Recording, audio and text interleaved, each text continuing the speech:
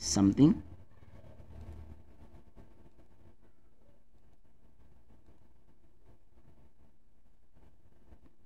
All right. Yeah.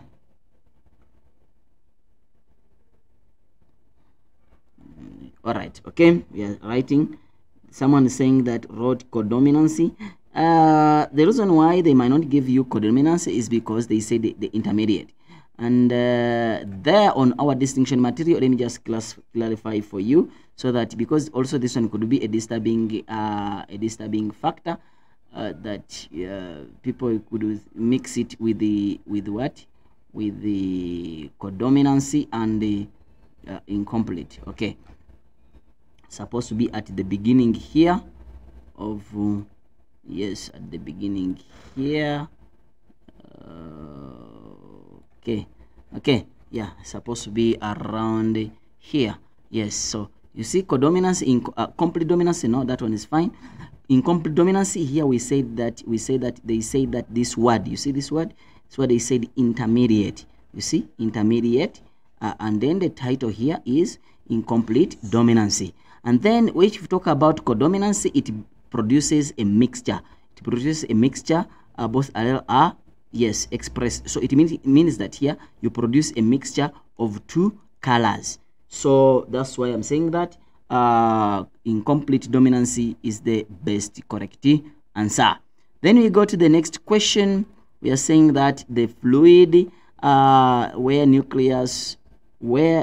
fluid of the nucleus where free nucleotides are found, we call it a nucleoplasm. Plasm means fluid, and then nucleo from the word nucleus, therefore is the fluid of the nucleus. Then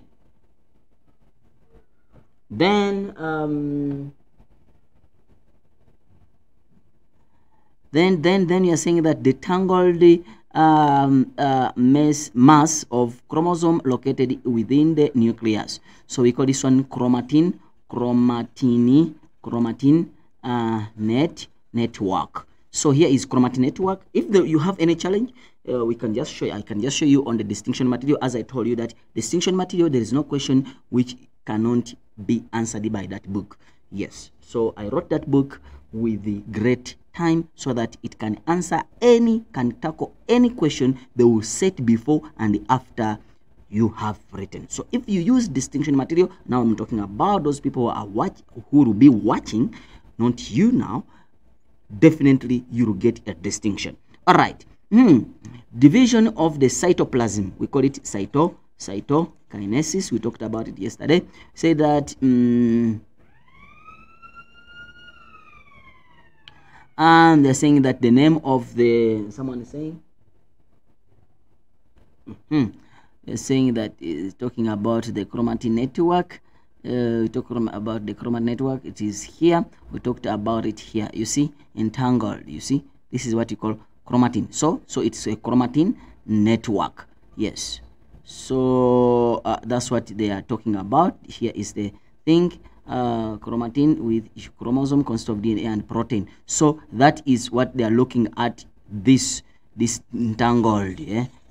That's what they are talking about. Ne? Yes. All right. We go to the next question.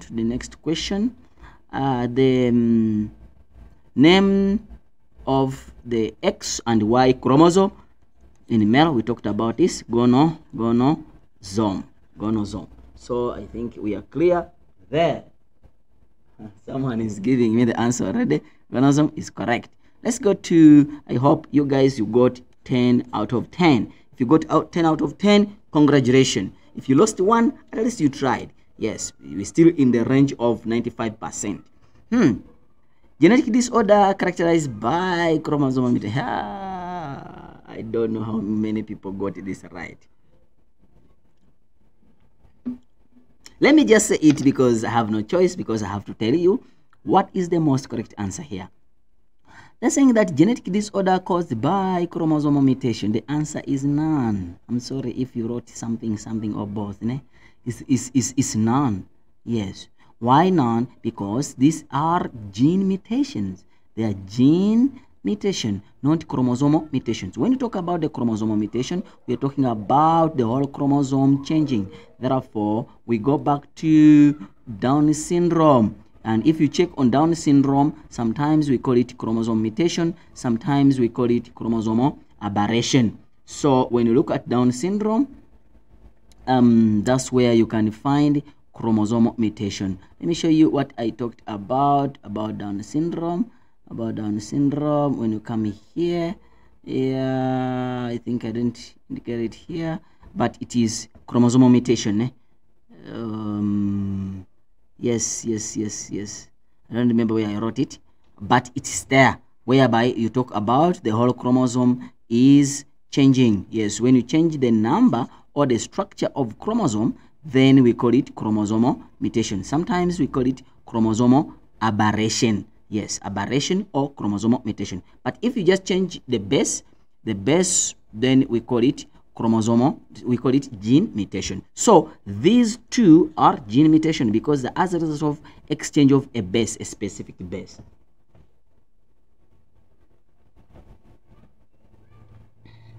Then we are saying that importance of meiosis is both A and B because there is formation of gametes and then having the chromosome number. Yes, so this is both A and B. And then I'm saying that organelle where DNA is found, both A and B. We talked about this, and yesterday I was tricking you, and then someone got it right. I asked a question that give me any other place where you can find DNA other than a chloroplast. No, other than a mitochondrion. And then someone saying that chloroplast. And then the person couldn't tell me that nucleus. Ne? Yes, so but what I wanted to tell them that think about mitochondria and think about the chloroplast. You understand? Good enough that this question came, and I hope that person tried to get the answer right. So the answer here is both A and B. Don't forget that in paper 1 I told you that you must say that both A and B, not A and B, not both. If you wrote both, I'm sorry. If you wrote A and B, I'm sorry, you did not follow the instructions. However, maybe with the mercy of God, then maybe they might correct it, but you have to follow the instructions. Now I'm talking about those who are going to be writing the next paper.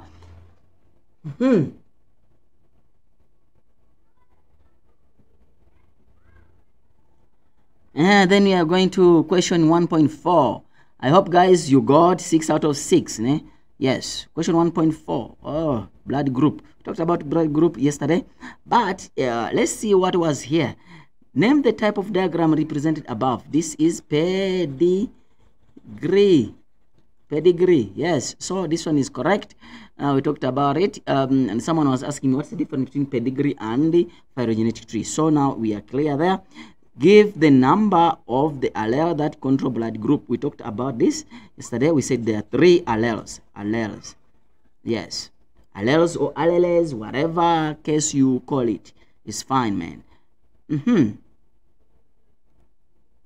Just a moment.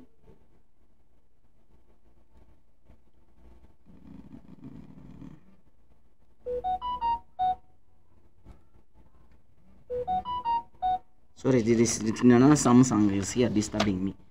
Just a moment, guys. I don't want to this Samsung.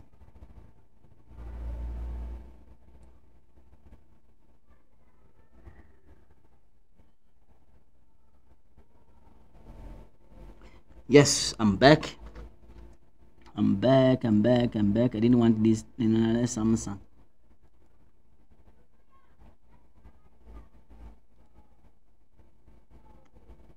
Okay, so we are saying that the diagram below represents the blood group in the family, or blood group O. Okay, sharp. Then we have name the type of diagram represented above. We said that the answer here is pedigree, so it is fine there.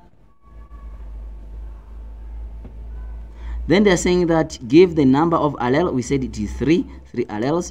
How many generations are represented in the diagram? We said we count 1, 2, 3. So the answer becomes 3 generations.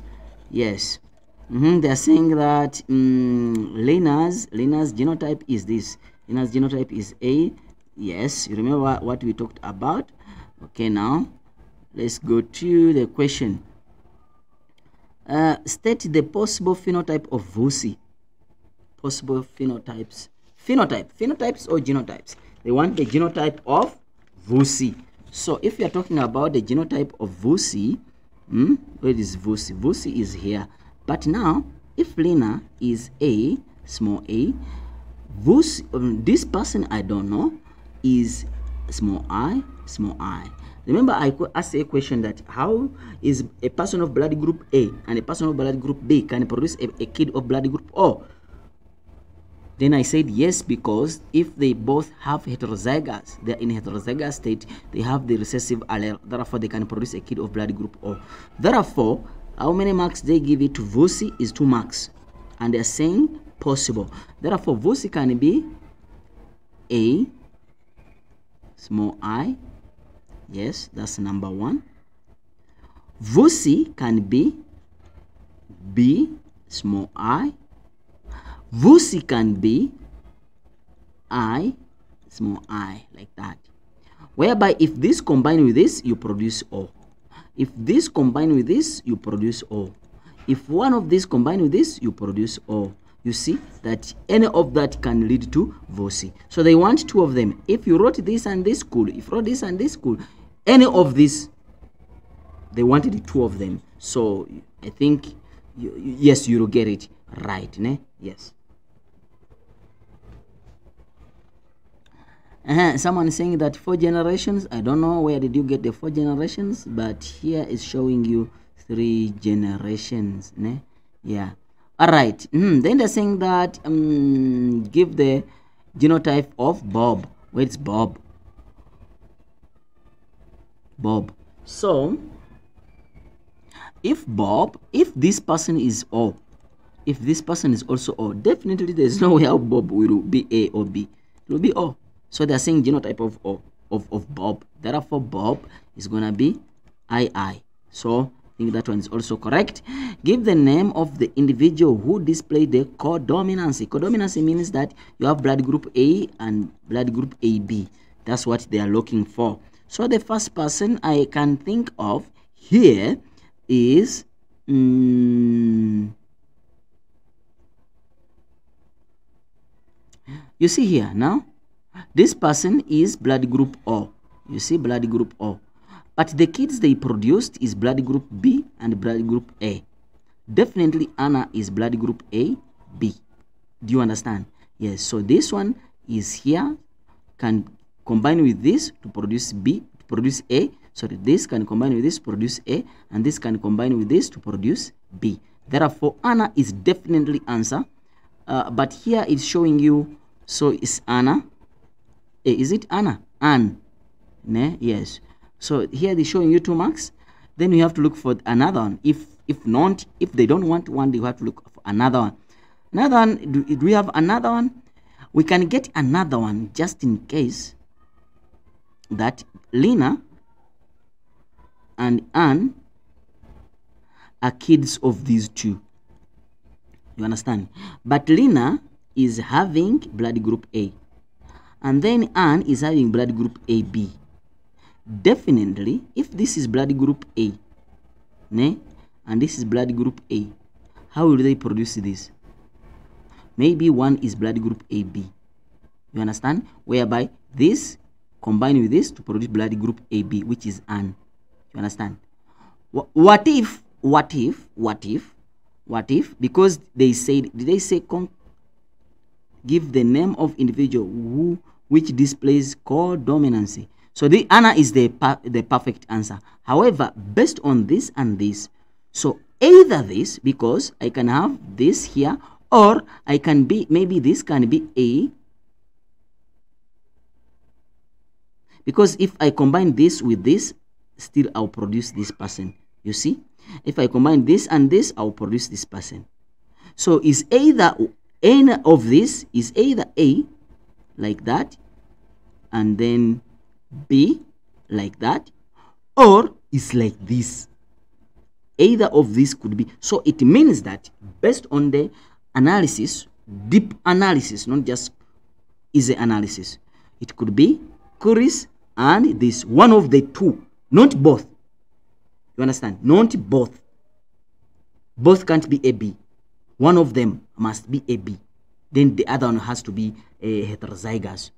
You understand? Yes. So one of them could be. So the next answer, if an is the obvious answer, then the person who wrote either this or this could be also another correct answer.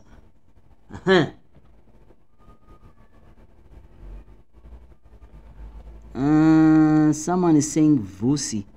What about Vusi? Let me see. Vusi is having blood group AB. No, there is no way how you can get blood group AB when someone is having blood group O. You understand? Because you don't have the second recessive allele. You understand? Yes.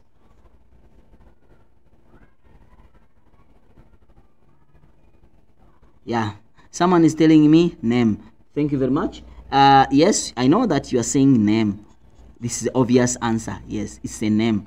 But don't forget that this could also be one of them correct. So the memo could have an extended opportunities after the discussion. However much, they could not see this maybe before they do the memorandum. But when you go to deep analysis, then you find out that this and this, there could be some student who wrote it and it could not be discredited.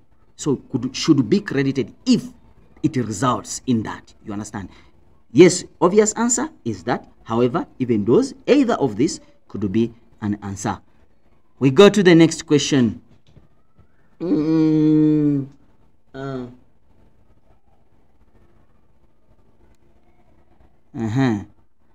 saying that the next answer is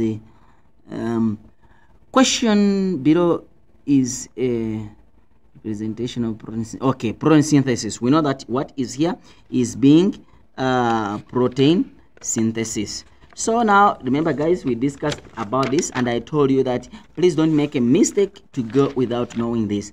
I told you that one of the paper, depending on which section, which paper they have brought, for example, if set 1, set 2, set 3, whatever, if it happens, one set must have at least transcription, maybe another must have translation, another must have DNA replication. One of it must come.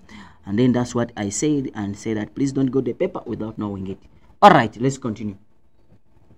They're saying that 1, 2, 1, okay, sharp. Let's go to the question and then we see Z. Z. What is Z? Name, identify Z. Where is Z? Am I lost? Where is Z now? Oh, sorry. I couldn't see Z. The process Z. Process Z is, what is this? Remember, this is uracil. And then this is DNA. Definitely, this is transcription. Transcription. Remember, transcription is the formation of messenger RNA. So, molecule R. Where is R? Oh, molecule R is messenger RNA. Then they are saying that organelle Q. Organelle Q. Where is this? Where is organelle Q? Okay, organelle Q is the ribosome. Yes, ribosome. So guys, I used to tell you that whenever they think of organelle, think about two things, either nucleus or ribosome. So that the two organelles we talk about here, don't have any other organelle. Give the collective name for nitrogenous base O. This is O, ne? O is gonna be anti-codon. Remember we said that code for DNA, codons for messenger RNA, anti-codon for transfer RNA. And I told you how to identify that this is a transfer RNA. Just write a T, transfer RNA. ZT, and then you call it messenger. When you see ZT, ZT, so it's a transfer RNA. So the codes which found there, we call them anticodons. Determine the sequence of the nitrogenous base at S. Where is S? Oh, it's here. And remember, this is, let me check, this is T, and also let me check is T. This one, it has T, even this one has T. Therefore this strand is for DNA. Therefore I've just said T goes with A, and then C goes with G, and then A goes with T. So basically that's what you're supposed to write there. Here the sequence. Which strand 1 or 2 is used as a template for formation of R? So we come back to R. So we have to mirror this. So this A goes with the T, U goes with the A, C goes with the G. So I have to look for what is this. We can continue. TAG. So strand 1 is the one which is used as a template so that this can be formed. Some people could have, maybe they have written strand 2 because this thing is facing that side, but that's just a confusion. It's just a confusion to see that some people are off. All right, so the answer here is gonna be strand 1. Yes.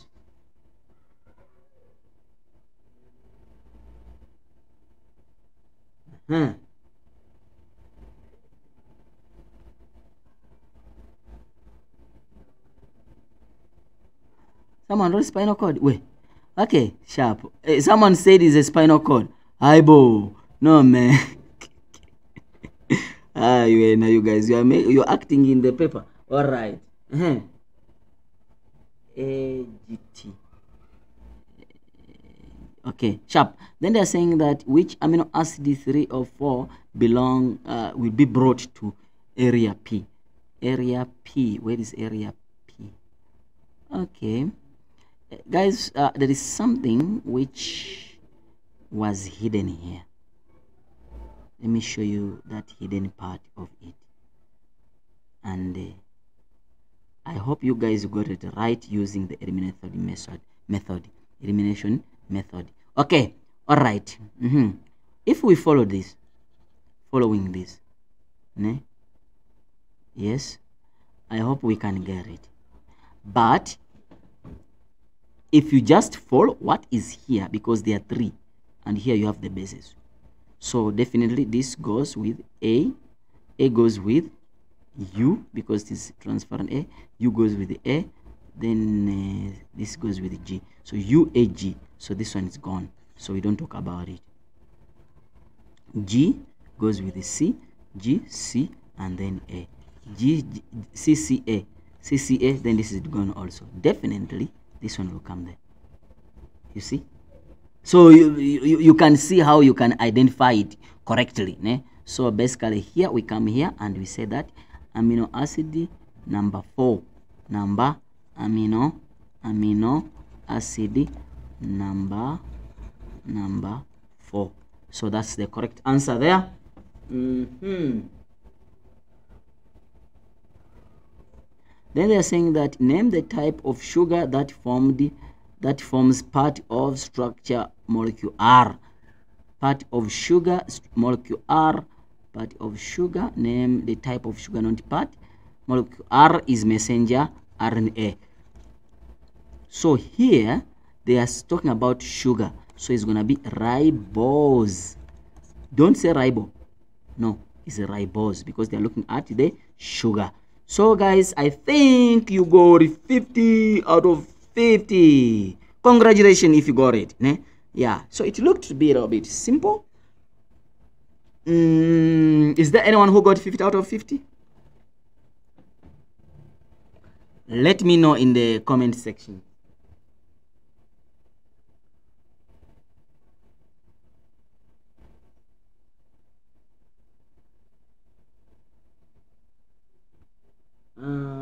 Someone is saying 1.5.2.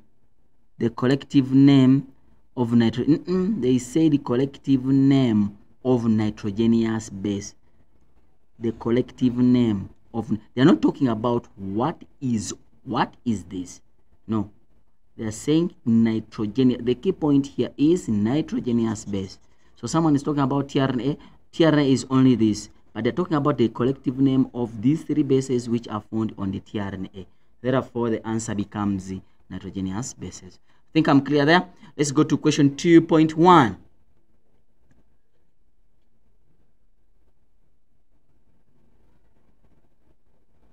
Uh, 48, 35, 40, 18. Still 18, you can still do it. You can still do it. Let's go to section B and then you see how much you're gonna collect with the 50. Yes. Section B. Then they are saying that name the structure. Name the structure. Name the structure. So here is, I told you about it. Yes. Name the structure. B. What is B? We come here, we look for B. Is a century. Remember yesterday I told you that please turn it so that it runs east to west. Is it east? Is it east way? Is it west? Is A? I'm not a geographer, guys. Don't quote me wrong. I think it's east this side and then west this side. I hope so. Yeah, so it must be running east west or in the horizontal way so that you see it clearly.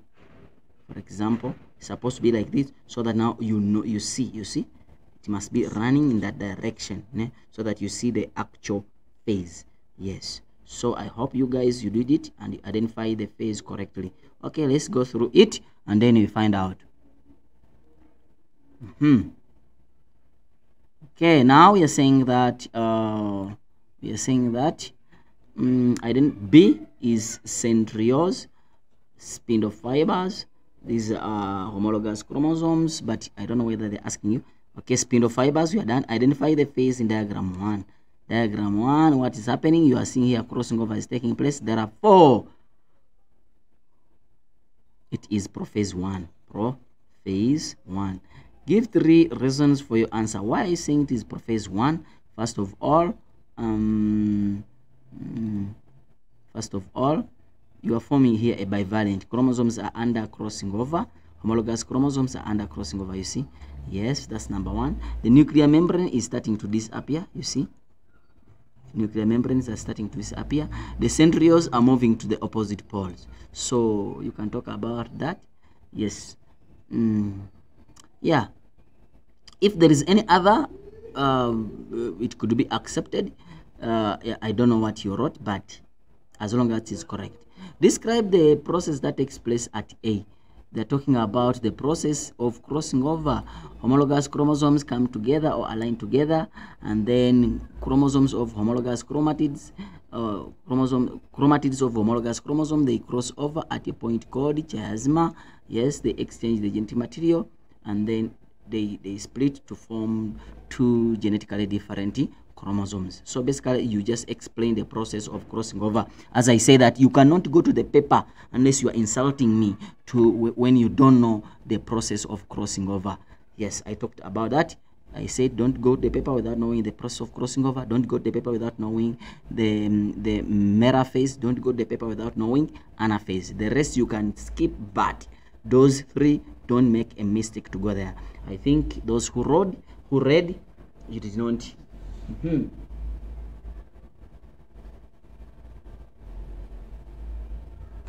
Someone is telling me that spindle fibers are formed. Spindle fibers are formed, they are moving, centrioles are moving to opposite poles. Spindle fibers are not formed. Spindle fibers are forming. They are not yet, you see. Yeah, it's also correct. It's also correct. Spindle fibers are forming. Yes. Yeah, because if they are formed, they have already formed like this. So they are forming. Remember, in prophase, they are in the process. Everything is in the process of forming. All right. That's English, but in most cases, we also mark English.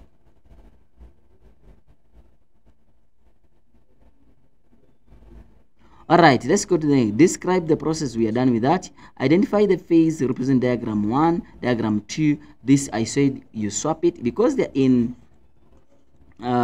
pairs, therefore it is meiosis 1. Therefore, because they're in the middle, you see they're in the middle, you swap it, you turn it, yes, as I told you, east to west, therefore it is metaphase 1. So the answer there becomes metaphase 1. They're saying that describe the difference in the event that takes place in phase mentioned above.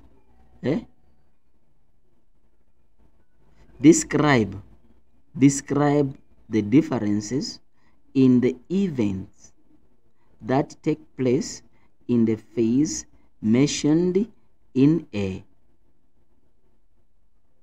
and the same phase during mitosis. Or they want the differences between this phase, meta phase 1 and meta phase. Remember, mitosis doesn't have meta phase 1, meta phase 2. Here, chromosomes align along the equator, yes, in homologous pair randomly. You see, randomly. Chromosomes align along the equator in homologous pair randomly. While here, individual chromosomes align along the equator singly. In actual sense, they're asking you meiosis 1 and meiosis 2 of the same phase. Remember, we said that meiosis 2 looks like mitosis. Yes. So basically, chromosomes align along the equator randomly in homologous pair. That's the key point. Homologous pair. Yes. While here they align along the equator singly. Yes. So they're saying differences. They're not talking about tabulate. So they don't need you to write the table or to draw the table. Describe the results at the end of meiosis if chromosome D fails to separate. Chromosome D. Okay, let me just turn it so that you see it clearly. What happens if chromosome D does not separate? So basically, this is not a human cell. So don't talk about 47 chromosomes. Here, what you say, okay, definitely it's going to be like this.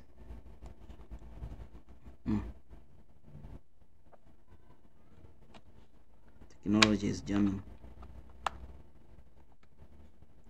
Okay.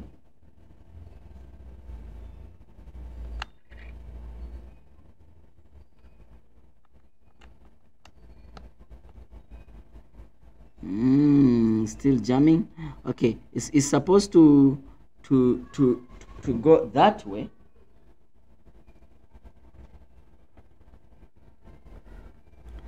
Just a moment, just 2 seconds. As it's back. It's back. Okay, now you're saying that it's gonna go through like this, and the whole thing, this becomes one cell, and then this one becomes another cell. So it means that what you describe here, say that one cell we have 1, 2, 3, 4, 5 chromosomes. Yes, one cell we have 5 chromosomes, while the other ones instead of 4, because it's supposed to be 1, 2, 3, 4. Then the other one we have 1, 2, 3. So we have 3 chromosomes instead of 4. You see? Yeah. So basically that's what they are looking at, or they are looking for. Yes, that's what they are looking for. So that's why they ask, describe the result at the end of meiosis. At the end of meiosis.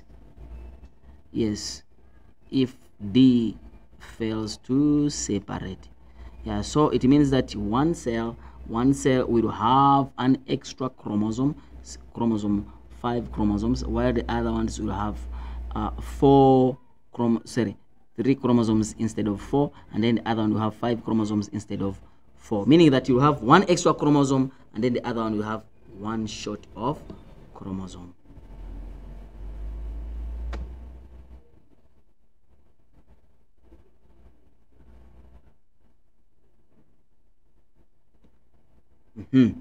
That's it. Then number 2,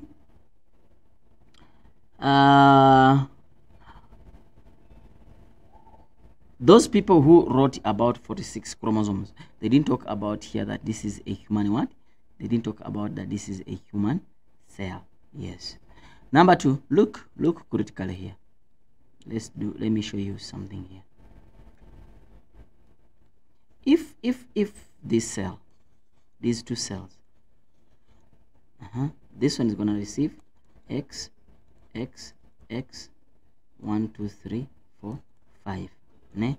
And then this one is gonna receive 1 2 3. So the fourth one is gonna be empty. I see. Yes. So it means that now when this one divide, this cell is gonna have 1, it's gonna have 5 of them, and then the other one, when it divides, they're gonna be 2 of them, but each will only have 3. While this one, each of them, remember it's meiosis 2 now, each of them is gonna have 5 because it's supposed to split equally. Each of it is gonna have 5, and then this one, each of it, because there are 3 now, this one is 0, it's gonna be 3. You see, it's gonna be 3. That's another option, but still it gives you 3 here, 5 here, 5 here. 2 cells will have 5 each chromosome, while instead of 4 each, and then this one will have 3 each instead of 4. I think I'm clear. If you wrote it in that way, still they will credit you. Describe, so we're done with that. Describe the process of DNA replication. Perfect. I think I was clear here, emphasized, and even say that if you could see my face. All right, DNA replication is a process by which DNA makes identical copy of itself. You understand? Yes. So you now tell us that DNA double helix unwind, weak hydrogen bonds break, then weak hydrogen bonds breaking is the same thing saying unzip to form 2 templates, each. So to form 2 separate strands. What we want to hear the word separate. 2 separate strands. Each is acting as a template for formation of new strand using free-floating DNA nucleotide. Remember, if it is transcription, messenger RNA nucleotide. But here we say DNA nucleotide from the nucleoplasm, whereby a complementary strand is formed whereby A goes with the T and the C goes with G. Is it clear? And then 2 new DNA strands are formed. 2 new DNA are formed, each with 1 original strand and each with 1 new strand. This process is controlled by enzyme. It could also be right. So this question has more than 6 marks. They have given it to it. So it means that the only credit 6, and then we write maximum, meaning that you have reached the maximum, therefore you got it. People are always asking me about the spelling. Okay.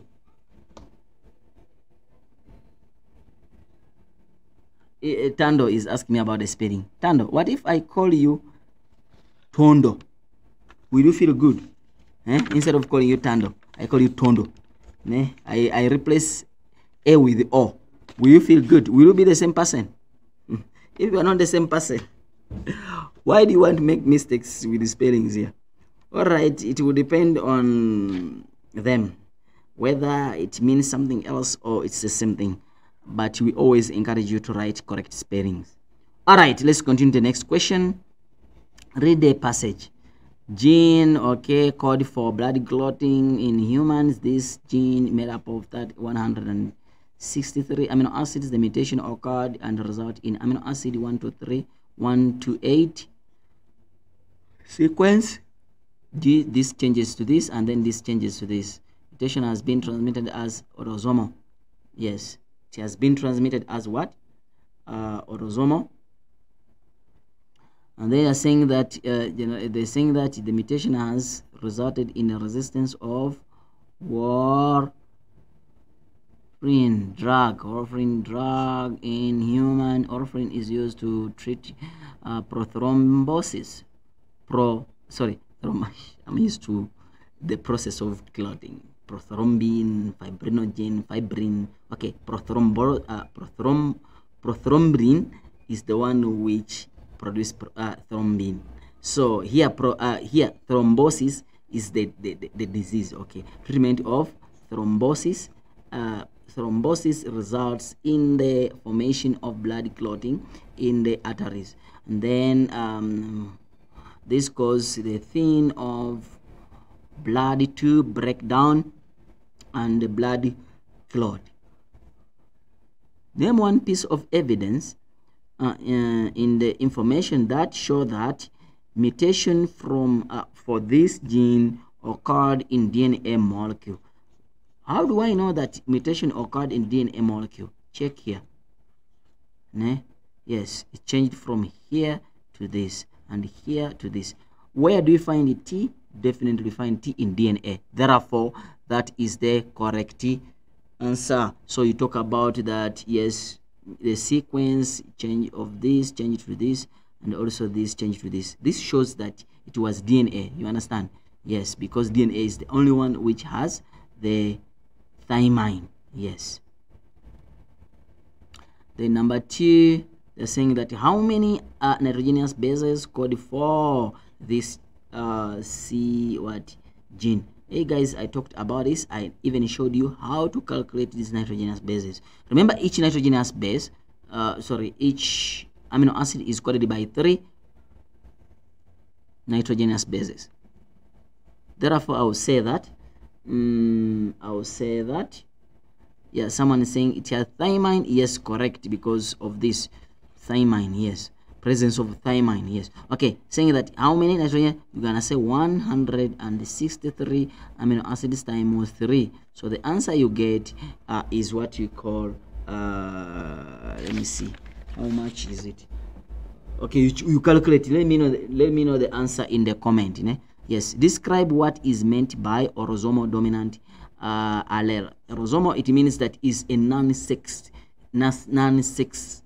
chromosome. Non-sex, it is not carried on X chromosome. You understand? It is not carried on X chromosome. This allele is not carried on X chromosome and is dominant. Yes, it is dominant. That's what it means. It's an autosomal dominant allele. It's dominant and is not carried on X chromosome. So this disorder is caused, or this condition is caused by a dominant allele which is not carried on X chromosome. Yes. Then they are saying that the table below shows the amino acid and their corresponding codons. Hey guys, when I was trying to explain to you these mutations, I told you that you need to take note of this. Yes, I said it. The table below shows the amino acids and their corresponding codons. So meaning that this is messenger RNA, because they said that codons. They didn't say transfer RNA or anticodon. How will the mutation on this result in a resistance of this? Check 5 marks. What are you supposed to do now, man?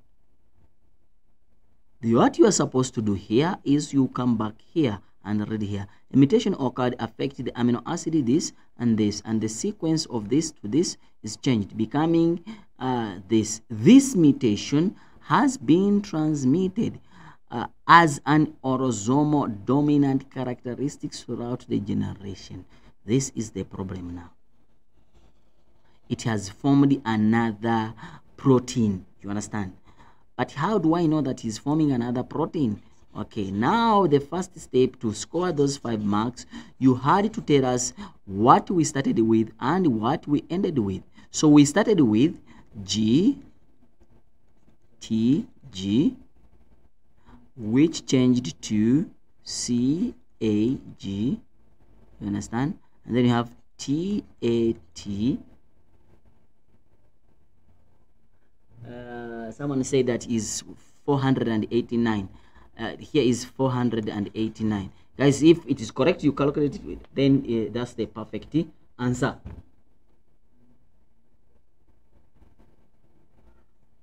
Then you have to tell us that this one changed to from what?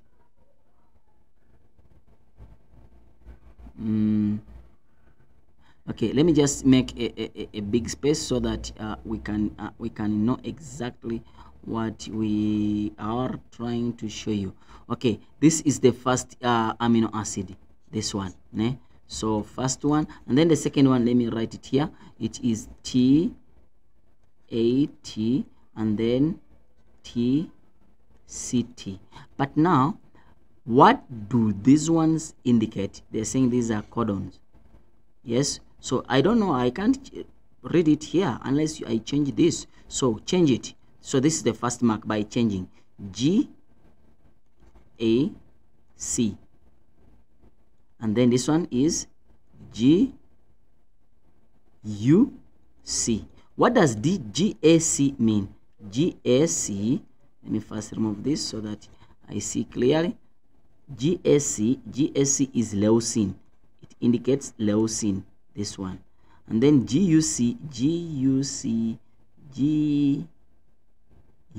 indicates glycine. Yes. Now, what about this? Let's convert this. This is gonna be it's got A U A, and then this one is gonna be A G A. So what does this one indicate? This one indicates this one indicates AUA. AUA is phenylalanine. Phenylalanine is this one, and then this one, what does it indicate? AGA is arginine. Guys, these are just names, ne? Yeah, you don't need to know them by head, ne? Me, I'm saying them that arginine, what? Yeah, because we find this in biochem, ne? Yes, in biochem. So this is it. These are the amino acids, which you know that, yeah, the essential and non-essential amino acids. So as long as you write what they gave you. All right, now we have translated. You see, we have what? Translated. Here we will get a mark. We will get a mark. It's 1 mark, 2 marks. Then also changing this is another mark, 3 marks. Then changing this to this is another mark, which is 4 marks. You understand? But now put them in words. The codon, the first codon, AGA, ACGS, CGA was changed to ACG, cool, which indicates that this was changed to this, okay? And then this produced leucine. It produced glycine instead of leucine. So you have changed the amino acid. And then also this one, the second phase, we changed the amino acid from phenylalanine into arginine. So different amino acids will be changed. This will be changed into this, and also phenylalanine will be changed into arginine. You understand? Which makes a different protein. It won't be the same protein because these codes which change, they change the amino acid. So therefore a different protein is formed. That's what it means. So you guys were supposed to show us that this changed to this changed to this, meaning that new amino acid is formed. So it will be coded for glycine instead of leucine, and then here it will be coded for arginine instead of phenylalanine. Therefore a different protein will be formed, and then this protein is resistant because they said the mutation has resulted in resistance. Yes, this protein which has been formed result in the resistance to this drug. So basically that's what they wanted. I explained it yesterday, but now when I'm seeing this question, the way how they try to trick it, when I was explaining it, I explained using one example, and I told you that don't make a mistake to go to the paper without knowing this, because I know they're gonna bring it, and I know that people are going to have a challenge to explain this. And these people, you know what they do, that if they find out that this question is hard for these students, they keep on bringing it. I don't know why, but they keep bringing it. Maybe they want to make sure that everyone knows that concept. But if they see that now you can know this one is easy, they don't bring that one anymore. They bring more which is a little bit difficult to see that, yeah, you can apply. But I hope you guys, you got this question correct. Let's go to the next question.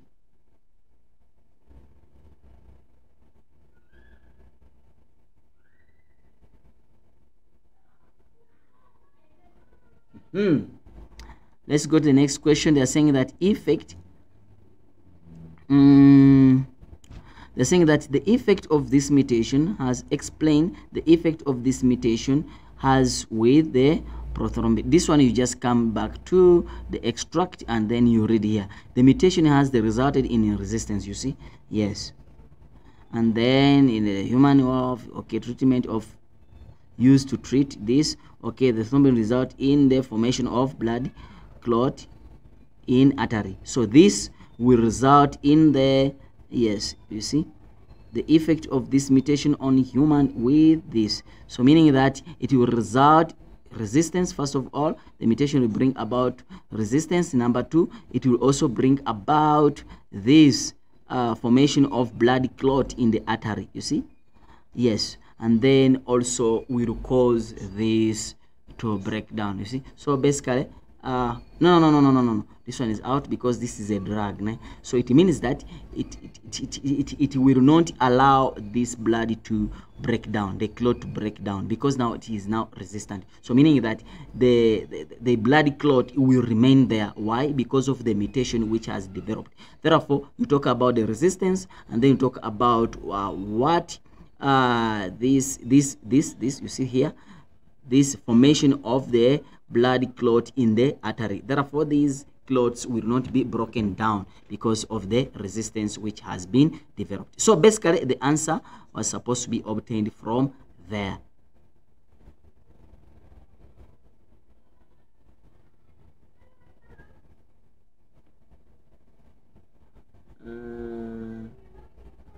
Hemoglobin. Someone is saying that if I could say that it's okay, has deleted it. Okay, it's fine. So guys, I think this question was one of the challenging questions, just challenging questions, and I knew that it's coming. And then when I was emphasizing it, yes, I tried to see that everyone can pass it. Yeah, we go to the next question. That is question 2.4. Question 2.4, we are saying that polydactyl, these are the people who have extra finger. Maybe they have 6 instead of 5, ne? They have 6 instead of 5, lead to extra finger on extra finger or toys. It is caused by a dominant allele. This word, you remember I told you guys when you talk about dominancy? Yes, a man who is heterozygous for this, meaning that is capital R, small r. Yes, because they said use R, ne? And a wife who is not, meaning that it's a recessive, so is homozygous recessive.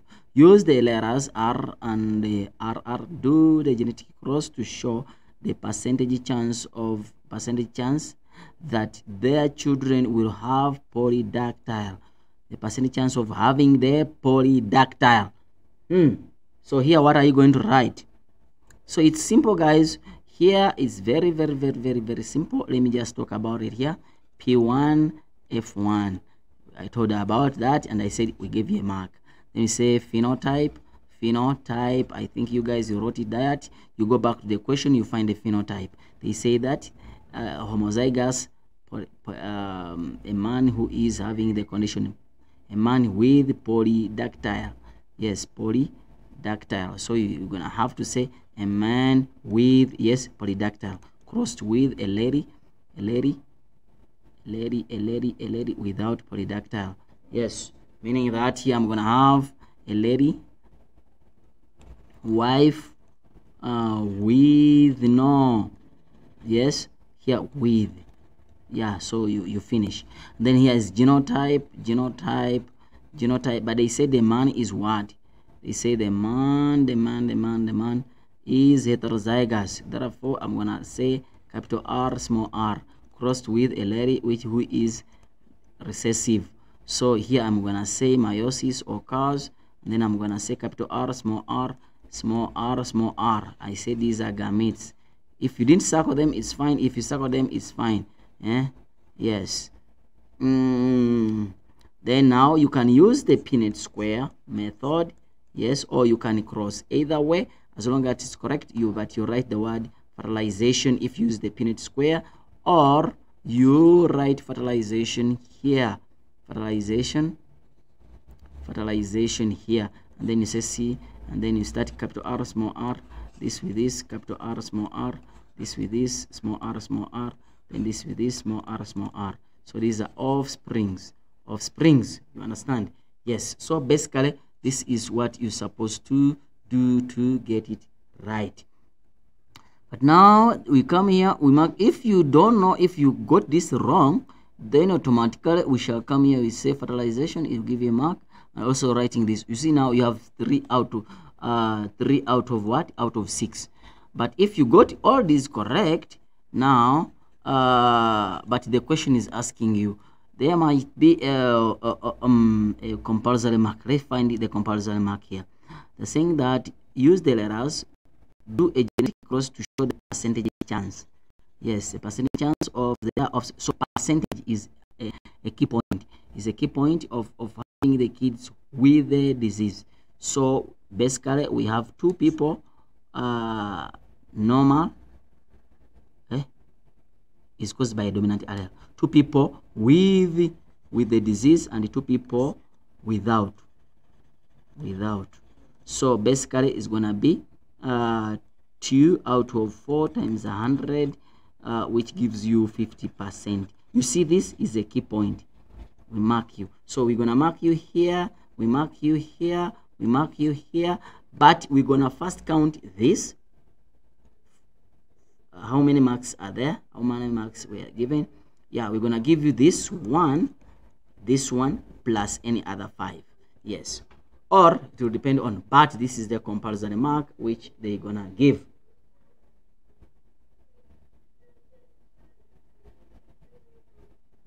Someone is asking me about agriculture science.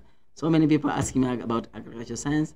Guys, I told you that unfortunately this year I'm not sure that you're gonna work with the agriculture science, but next year 2024 we will work with the agriculture science.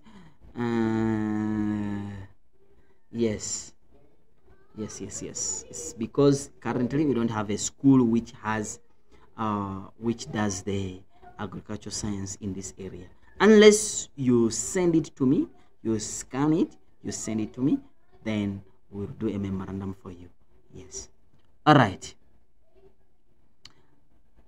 right, yeah, saying that below shows the graph below shows, I think guys you got all the marks here. I'm skipping, I'm sorry. Okay, so we are done with that, né? So let's go in summer squash plants. White fruit is dominant, né? So we need to know that white is dominant over yellow, and then round is dominant over oval.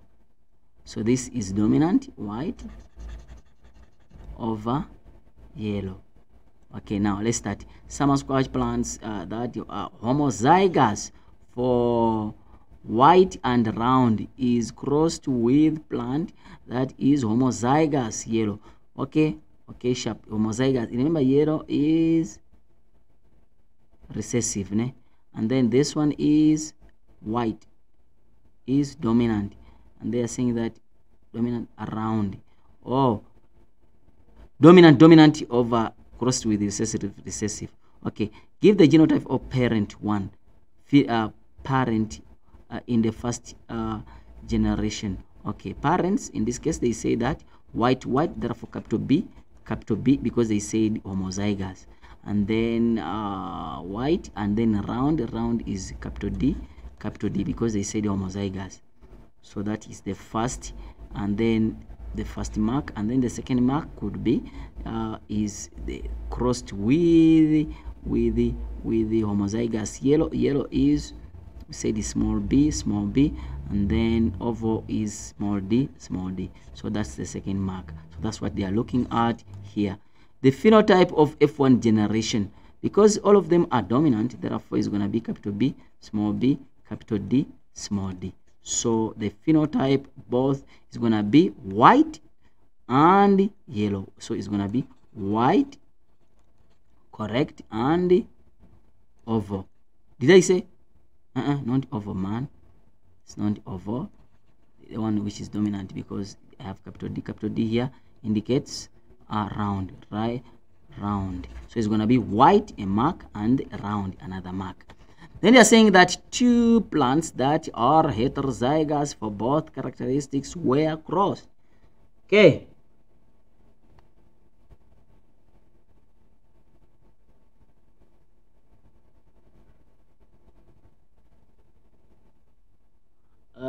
What if I use, someone is asking me, what if I use X and Y? Guys, I told you that in this generation, in this, you only use X and Y if they have told you to use X and Y. So they didn't tell you that this is X linked, né? So the answer will be wrong. But if you wrote this, and this, then automatically you will get the answer. Those remarks, and if you got the percentages 50, you'll also get another answer. At least maybe you'll get 4 out of 6, né? At least you did not come out with a 0, né? Yes. They're saying that the two plants that are heterozygous for both characteristics were crossed, meaning that I have capital B, small b. I have capital B, small b, capital D, small d. So this is what I have. So if they are crossed, all possible genotypes of the gametes. So here I'm going to find out the gametes. This gonna go with this, as I told you yesterday. This is exactly the same thing I told you yesterday. This we're gonna go with this. It's gonna be capital B, small d. Then this with this, it's gonna be capital small b, capital D. This with this is gonna be capital B, small b, small d. So these are the gametes which are possible. So 4 of them, maybe 2 mark by each. So you get that correct.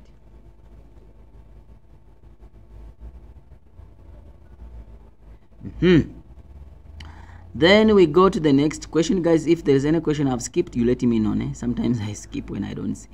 All right, how many plants in, okay, so how many plants in the next generation are likely to have yellow and oval fruit? How many plants in the next generation are likely to have yellow and oval fruit?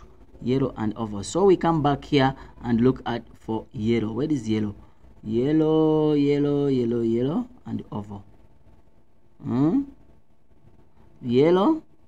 Okay. Now they're saying that, okay, both were crossed, heterozygous. So automatically, when you cross, you'll find out that because both are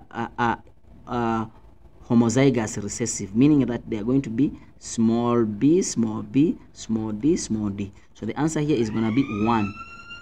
One plant. Yes. Or maybe 1 out of 16. Yes. So 1 plant, or 1 plant out of 16. I think let me just show you here from the distinction material what they are trying to show you without doing the genetic cross. Yes. This is what I'm saying. You see, they are looking at this.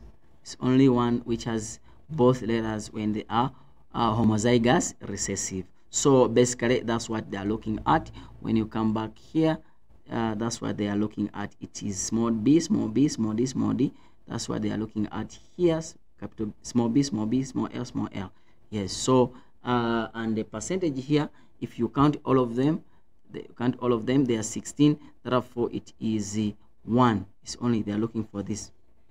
Yeah, one individual, or 1 out of 16 individuals. So I think I'm clear there. Then we go to the next one. Yeah, someone got it right. I think, guys, you are collecting marks now, né? You are collecting. Give a possible genotype of both parents that must be crossed. A farmer wants squash, okay, that way, white and oval. Yes. So the two, if you want white, basically if you want all of them are supposed to are white, which is capital letter, and then oval is a small letter, meaning that the resultant must be capital B. For example, it must have a capital B, and then it must have two small d's, because they say the oval, and the oval is recessive, you see. So basically the genotypes of the parents must be this: capital B, small d. That's the first person. And then the second person can be capital B, small d.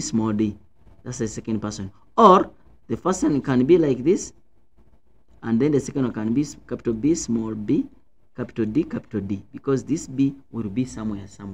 Yes, so basically if you wrote this, they will give you a mark. I think they want to, let me see, possible genotypes. They want to this with this. Yes, or this with this is cool, or this with this is also cool. So yeah, that's what you were supposed to write, so that at least you get the correct mark there. So the options there, if I have not mentioned another option, then automatically it means that it will be marked correct. Who got 50 out of 50 in section question 2? 50 out of 50. Let's go to question 3.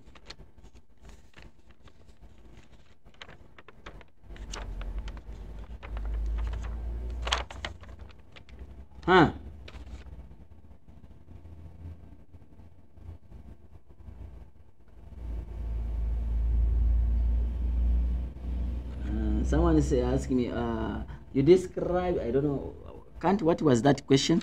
I don't remember what question was it.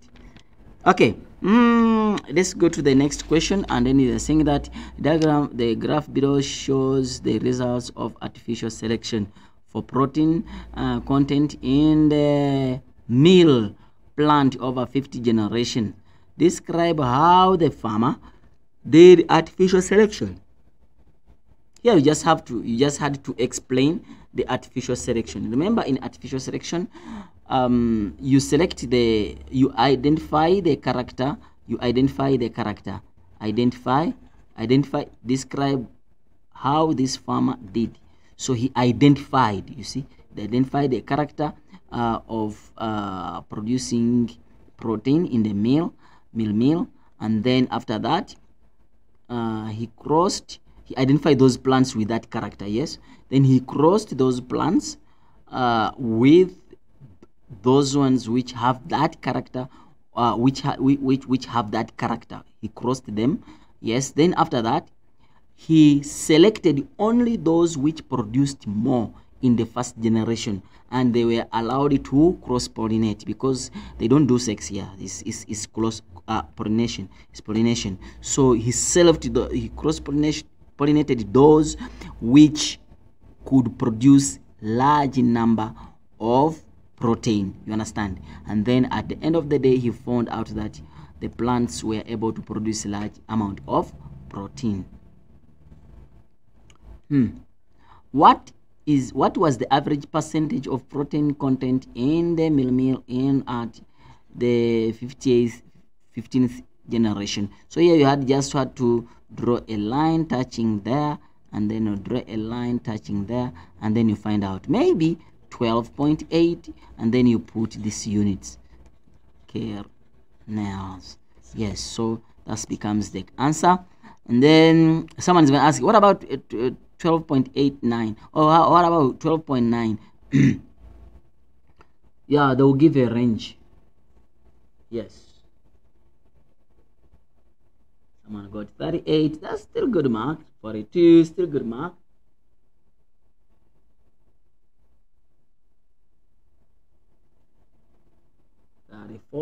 Is good mark. All right, guys, thank you very much for getting those good marks. At least you are promising.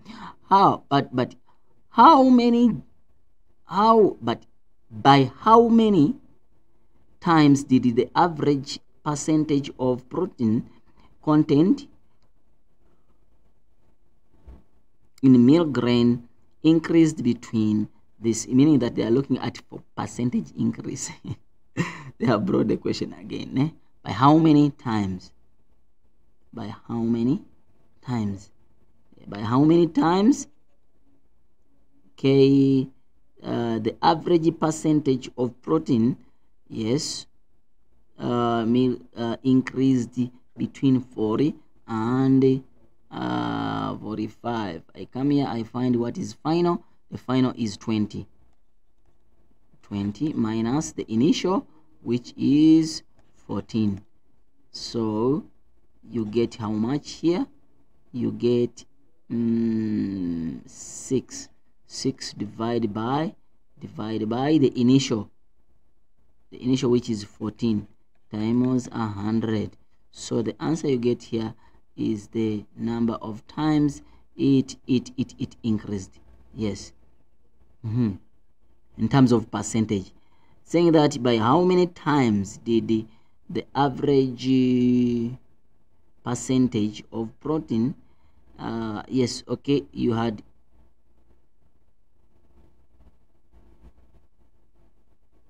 from 14 to 20. So someone might have a different version. So you guys, you have to calculate for me, and say it's only 1 mark, so you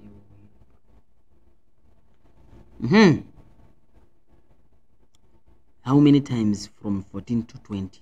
Basically, that's what they are looking at. So when you do the percentage increase, then you'll be able to know how many times. And then here, you guys, you calculate and you get the answer. Yes.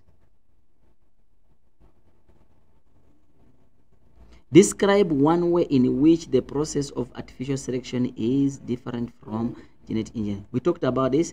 Artificial selection, there is no manipulation of genes. You only have to select those organisms which are desirable by the human, and they are given a chance to reproduce. While in genetic engineering, you don't have to cross these organisms. You just have to select using, there is manipulation of genes. That's why it's called genetic engineering, manipulation of genes. While here, it's only you cross the organisms. You don't touch the genetic composition of an organism. Yes. Number 2, this one is a little bit of expensive. This one is a little bit of cheap, in which this process they differ. Okay. This one takes a short period of time, while this one takes generations and generations. Yes.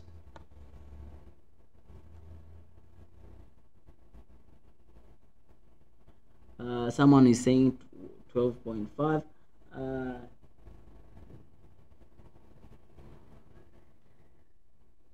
Someone is asking me, is it fine if I don't put the units there? Hey guys, those are the discussions we do, or the discussions they do when it comes to the discussion. Should we correct this? Should we not? So basically, what you need to do is you must not always forget about the units, because the units are very, very, very important. All right, let's go to the next question. Darwin's theory of evolution by natural selection. I explained this, and I told you that unless they bring it as like this, then I also explained to you what you're supposed to say. Natural selection, you talk about there is variation among organisms, those which are favorable, those with favorable characteristics, because they didn't give you here an example, so you don't pick an example.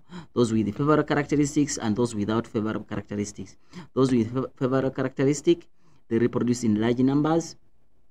They survive and reproduce in large numbers, and they pass their genes to the next generation. And those without favorable characteristics, they die in large numbers. This is called natural selection. So those which pass their genes to the next generation, yes, they reproduce in large numbers, and then after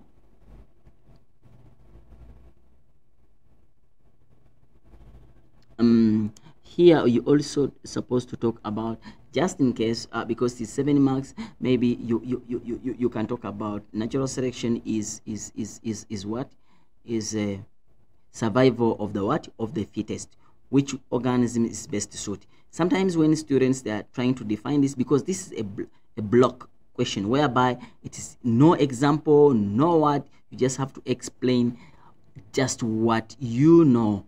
Yes, you on natural selection. So basically, this is what I'm trying to say. Yes, I'm almost there. Yes, here. Natural selection. Yes, it's natural. Organism produce large number of offspring. There is a great deal of variation. Some have favorable characteristics and some do not have those. When there is a change in environmental conditions, yes, if there is competition, the organisms with favorable characteristics will survive, and then those with unfavorable characteristics will die. Organisms with those which will survive will reproduce in large numbers, thus pass their alleles to the next generation, to their offspring. So basically that's what they are looking at. Just describe the process of natural selection. That's it.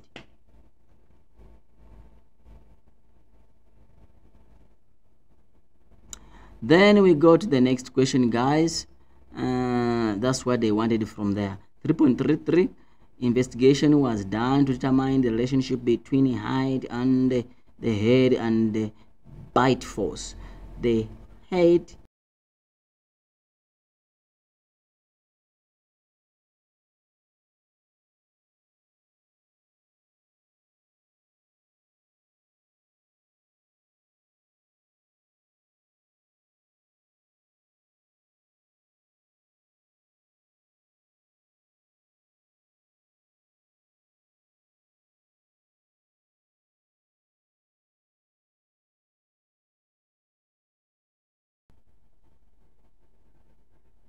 sorry guys, there was some technical problem with the sound, but now it's back. Okay, they're saying that what I was saying that the investigation was carried out to see the relationship between height of the head and the bite force in lizards. Ne? Yes, the bite force in lizards. Scientists collected all of that, so you are supposed to read there. Ne? So now, what is the first question there? What is the independent variable? So the species will determine the head and also determine the force of the bite or bite force.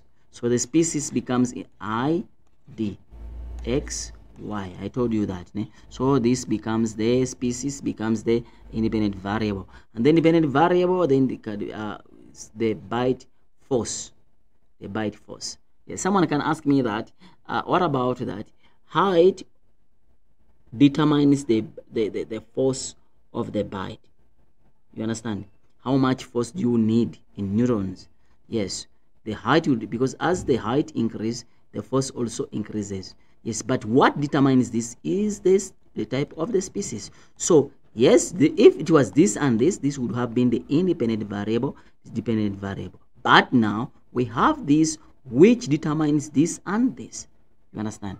Yes. So the species will be the independent variable, and then this bite force is the most correct. But I hope they also credit for those people who wrote the height of the head.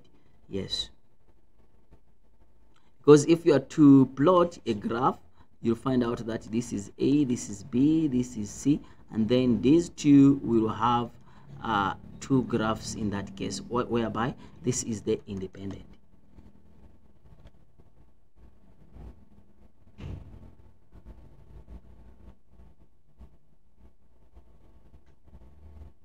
And someone talking about full marks by Darwin, that great man. Yes, state two factors what were kept constant.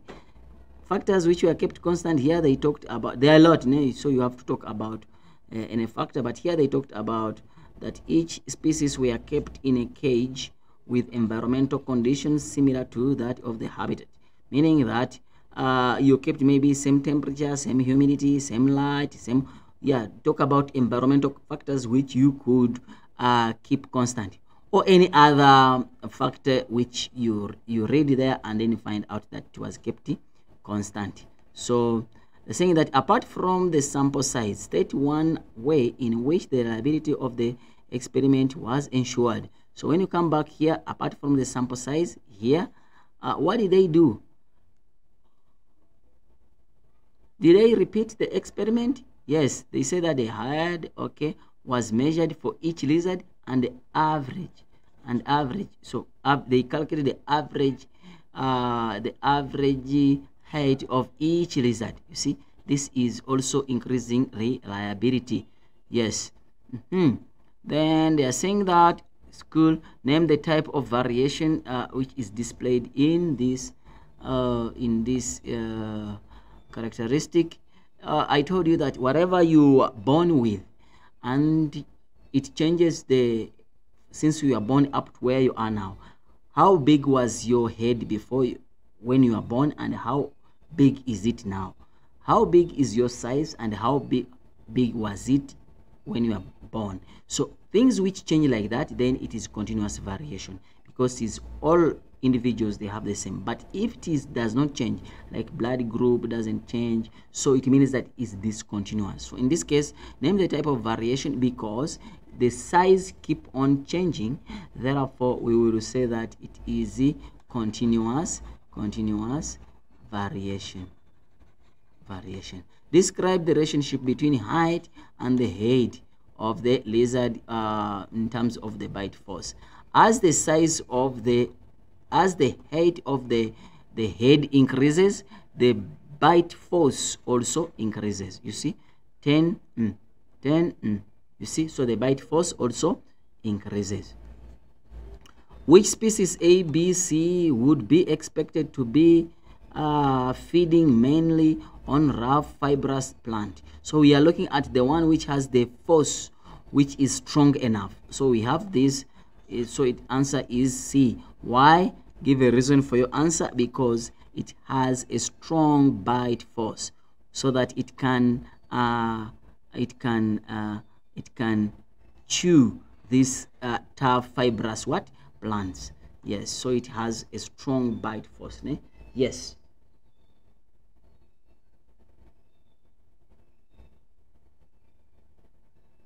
Then they are saying that explain, so we are done with that.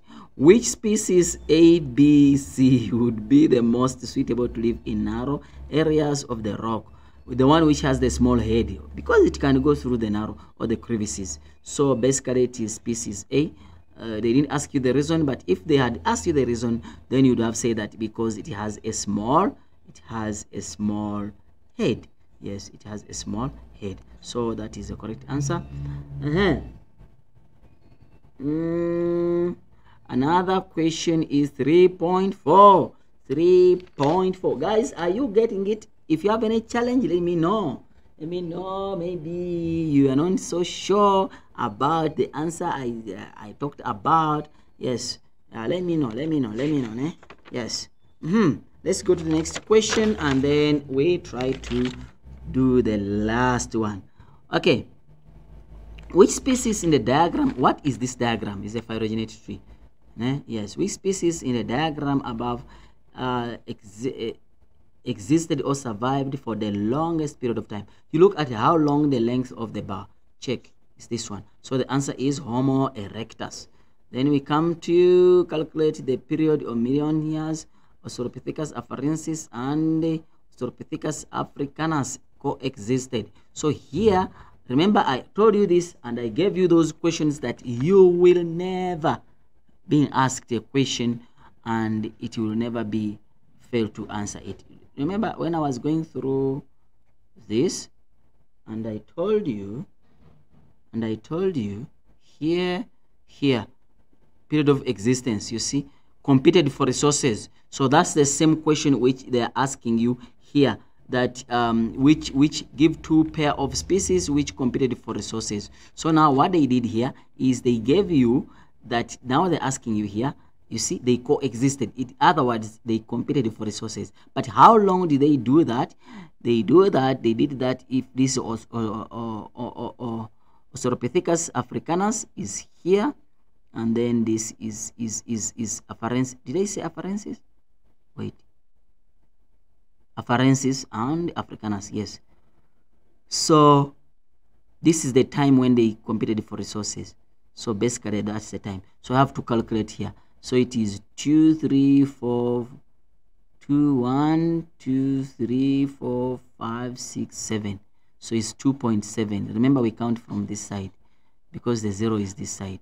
And then this one is 3, 1, 2. So it's 3.2 minus 7, 2.7. And then the answer you get here is million years. Not million years ago, because here they are talking about the range. It's million years.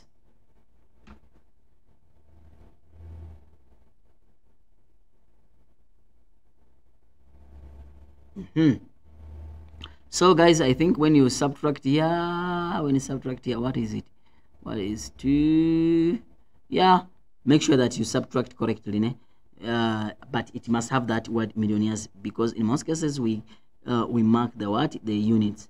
Name the species that was also known as handyman. Homo, I told you this. Homo habilis. Remember when I was going through many schools trying to explain these skulls and stuff. I hope you guys you got it right, né? Got it right. State 2 uses of tools and developed state 2 uses of tools that was developed in 2.6 million years ago. 2.6 million years ago. 2.6. So it's 2, 1, 1, 2, 3, 4, 5, 6. So something which, yeah, it's this one. Yeah, the other one tools. Yes. So what is it? You just copy from here, because they said this for so there is no cramming there.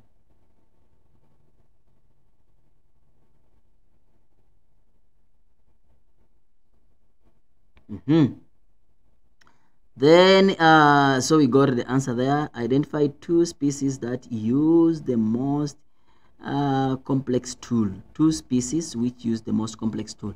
The most complex tool is this one. So if you look at it here, it is the Homo sapiens and the Homo neanderthalensis. Homo sapien and Homo neanderthalensis, or Neanderthals. Sometimes you call them Neanderthals, but Homo neanderthalensis. Yes.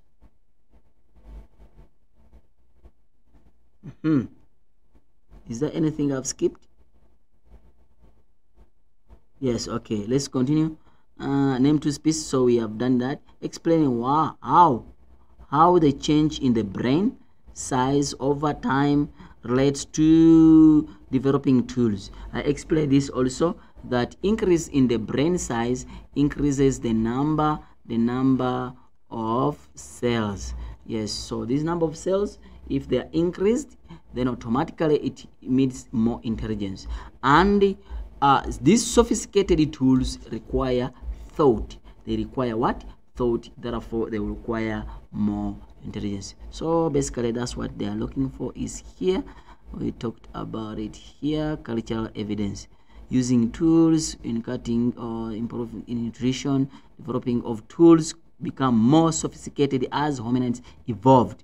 Tools require planning and thought. You see? Yes, this is what they are looking at. Tools require planning and thoughts. This is what they are looking at. Development of tools become more sophisticated as the hominids, yes, as the hominids develop. You understand? Yes. Or as the brain size changes, yes. And then they become more sophisticated, and these tools, they require planning and thought. Therefore, you have to increase the brain so that you can increase the intelligence, so that you can plan and you can also think about what you are planning. So basically that's what they are looking at there. Then we go to the next question. They're saying that name 2 species used to, okay, explain the size. So we are done with that. Let's go to the last question. Yes, the last question.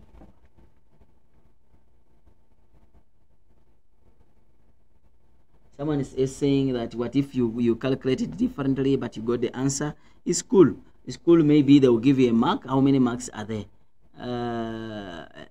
Which one is it? I don't know. But if you got the answer correct, Maybe because here they're saying show your answer, you're working. Maybe you'll just only get one mark for the correct answer. Yes, and then you lose the 1 mark for the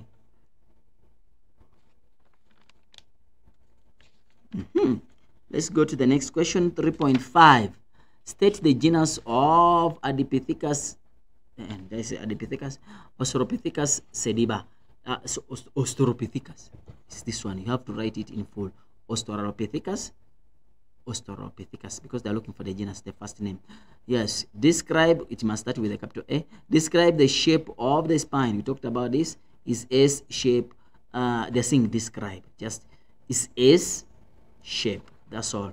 S shape.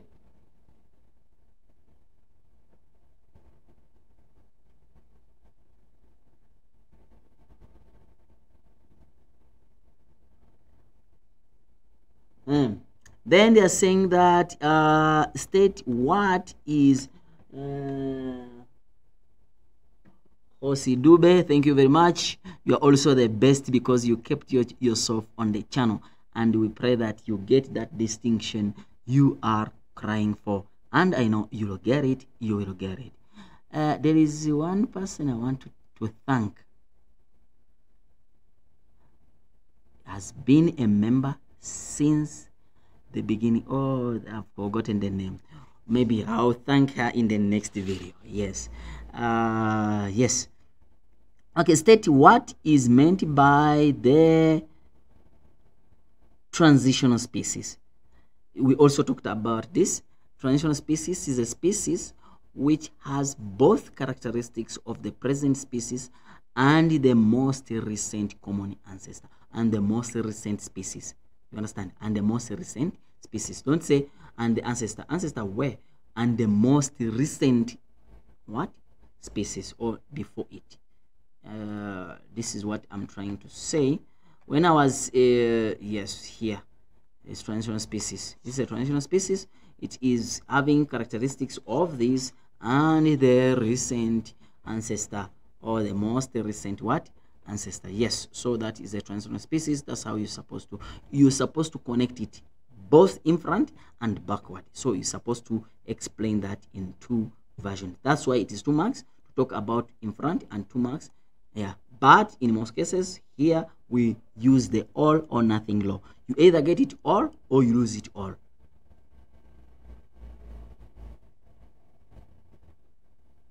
What if you misspell the Australopithecus?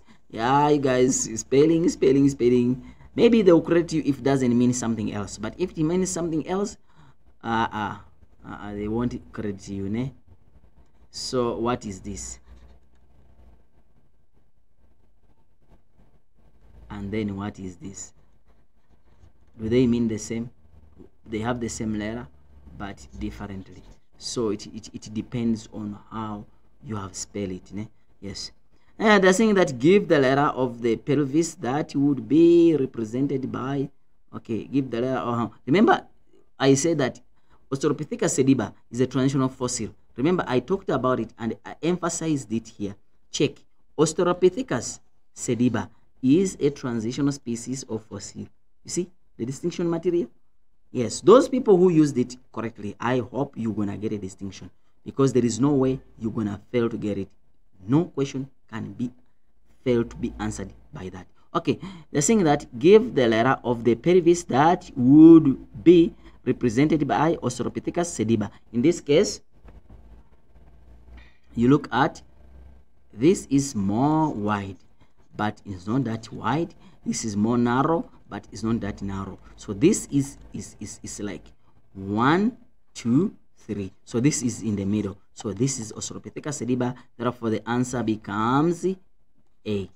Explain your answer, because now you have to relate these two. That Australopithecus sediba, yes, this A, the pelvis is not as wide as C and is not as narrow as B. Is not as wide, yes, meaning that is wider than this, but still is not as narrow as this. This one is much more narrower, and not wider compared to this. So it's not as wide as this, but it's not as narrow. So sorry, it's not as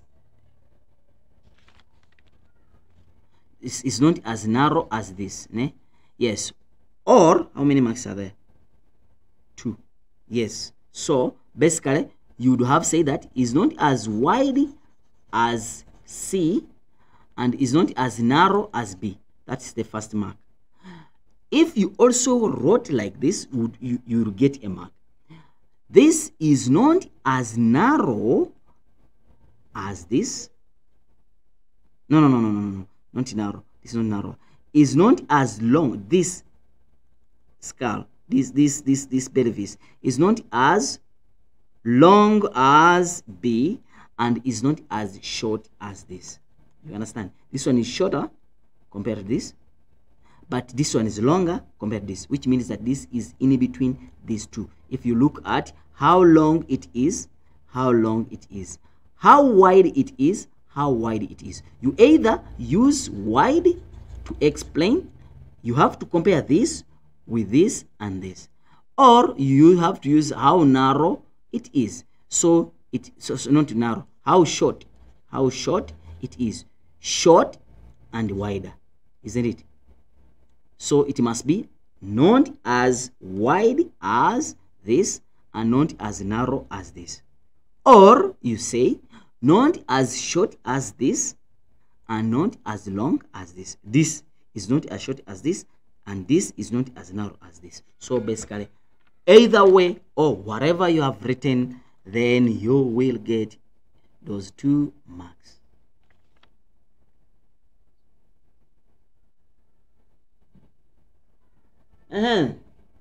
We go to the last question, the last bullet in the gun. The last bullet in the gun to see who got 150 out of 150. Explain the significance of change in the prognathism from Australopithecus sediba to Homo sapiens. Prognathism meaning that protruding jaws. But there's something which you need to know. When there is protruding jaws, check if this from here to here, check if this protruding jaws, basically the prognathism is reducing. Yes, because we say that this is prognathus, it's not prognathus, so it's reducing. So they are not saying increase or decrease, they're saying explain the significance of the change in the prognathism from Australopithecus sediba to Homo sapiens. So the prognathism here is reducing. So when you become more straight, flat, it means that it creates more space for the cranium to accommodate more brain. But here, because here it is not, because he has to have too many muscles so that this is being supported. Therefore, the first answer is to create or to have more brain, which indicates brain cells, and then you link them to the intelligence. Also, when it is more prognathous like this, the position also keep on changing, the position of foramen magnum. You see, if it is straight, if it is flat straight, then the position of foramen magnum indicates like this. And if it is more protruding, then automatically this position is going to have to go a little bit back so that it brings about the shape. You see, it brings about the what? The shape. But here the shape is straight. Therefore, it also allows the shift of the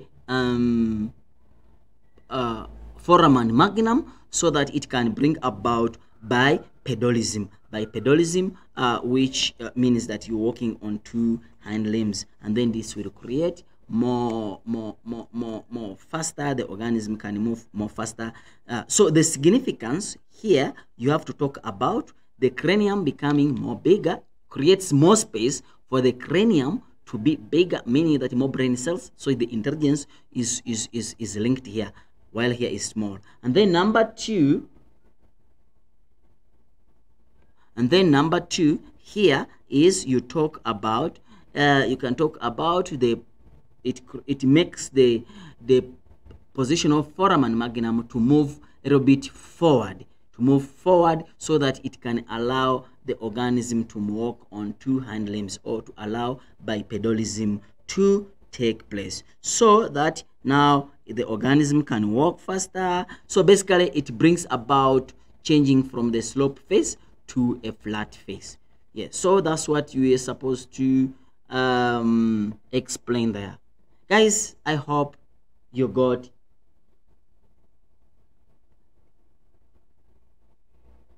So guys, sir, what about their deity?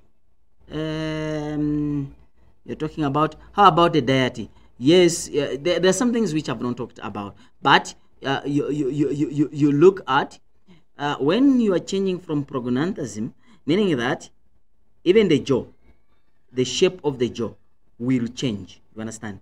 And if the shape of the jaw changes, because it is like this, let me show you in the book, the distinction material.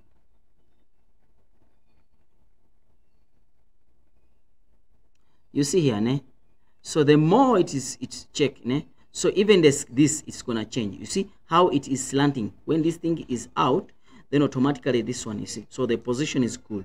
So the position, we have seen it, because now it's not protruding out. So it means that the position is cool. You see now, when it is straight, it creates more space for the skull. You see, it creates more space for the skull to accommodate more brain. But here, because it is a little bit flat, so it means that the skull, the cranium becomes smaller. You understand? Yes.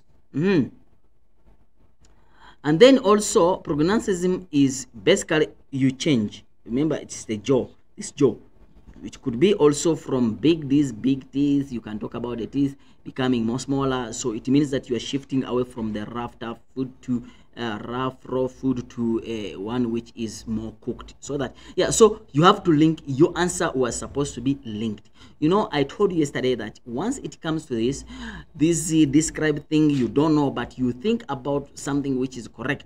Describe thing, you write everything, and I caught it that write all your rubbish. I call it all your rubbish. But in other words, I mean that write everything you think it is correct. When you are marking, we will look for what is correct in these things whereby they tell you that describe what. Yes. So you guys, thank you very much for attending our class. You have been good people. You have been supportive. And then I wish you the best, you know? I wish you the best in your life. If you have sisters, brothers, and stuff, please refer them to this channel. If you have not subscribed, subscribe, like the video, so that it can move, and then others can also benefit. Yes, benefit. They can judge themselves, so that they go for these holidays when they are happy. If you have not made it, just this is a simple advice. If you have not made it, guys, listen carefully. Not the best in class will be the best in the world. Is it clear? So it must not make you to be too much stressed.